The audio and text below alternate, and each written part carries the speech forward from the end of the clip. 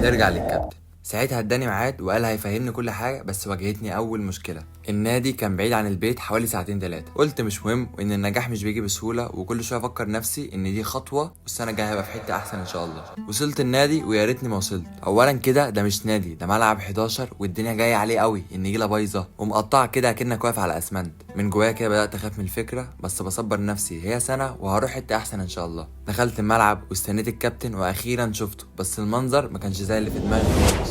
كابتن جسمه مليان بشكل مش طبيعي، مبهدل كده، شكله عصبي، خلقه ضيق، مش مواصفات مدرب ابدا يعني. قلت جوه نفسي عادي هي سنه بقى خلاص. غيرت ونزلت مع الفرقه، سخنا شويه ولعبنا تقسيمه، وبان عليا ان انا كويس قوي وسطهم. ولو انت لعبت كوره قبل كده هتعرف ان لما يجي لعيب كويس الفرقه كلها بتصاحبه وبيدخلوه وسطهم بسرعه. خلصت التمرين الحمد لله، غيرت وخلاص هروح، ورحت رايح للكابتن اسلم عليه. راح الكابتن مسك ايدي كده في السلام ومرضاش يسيبها، وراح ضحك لي وقال لي 20 جنيه ايجار الملعب. 20 يعني فلوس؟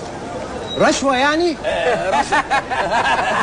رشا 20 جنيه بتاعت ايه؟ ولما هي جاري ملعب انا مالي؟ هو مش المفروض انا لعيب؟ انا ماليش دعوه انا بالقصه دي خالص. طبعا الكلام ده كله جوه عقلي. انا ساعتها اتكسفت بصراحه واديته فلوس ومشيت. وانا مروح قابلني واحد من الفرقه طريقه زي طريقي، فركبنا مع بعض. في وسط ما احنا راكبين وبندردش وطى عليا كده وقال لي ها دفعت كام؟ دفعت ايه؟ دفعت دي؟ قال لي ان هنا كله بيدفع على حسب مستوى.